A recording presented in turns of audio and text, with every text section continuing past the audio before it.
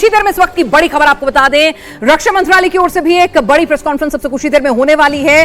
विदेश मंत्रालय की तरफ से तो एक स्टेटमेंट आया था जिसमें जानकारी दी गई दोनों देशों के बीच में सीज फायर के बारे में। 5 बजे आज शाम से सीज फायर भारतीय समय अनुसार लागू हो गया और अगली बातचीत जो है डीजीएमओ लेवल पे 12 तारीख को होगी। लेकिन इस बीच एक और बड़ी खबर, कुछ ही देर में अब से किसी भी वक्त रक्षा मंत्रालय की ओर से भी प्रेस कॉन्फ्रेंस जो है वो की जा सकती है। जी, और एक खबर आप और याद कीजिए, आज से 2 दिन पहले ये खबर आई थी। पाकिस्तान के रक्षा मंत्री ने वहां एक इंटरव्यू में कॉल किया था कि हम चाहते हैं कि दोनों देशों के एनएसए के बीच बातचीत हो।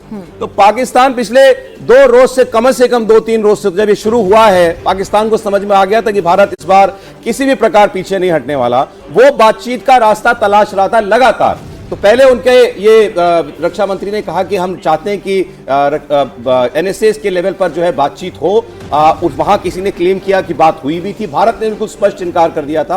ये सवाल पूछा गया था विदेश सचिव से प्रेस कॉन्फ्रेंस में कि क्या दोनों देशों के एनएसए के बीच बातचीत हुई है। हमने फ्लैटली उसको मना किया था, कोई बात नहीं हुई। वो चाह रहे थे कि बातचीत हो, तो वो तो 2-3 दिन से लगे हुए थे किसी तरीके से भारत से बातचीत के जरिए सीज फायर करा लिया जाए, इस युद्ध के आगाज को यहीं पर रोक दिया जाए।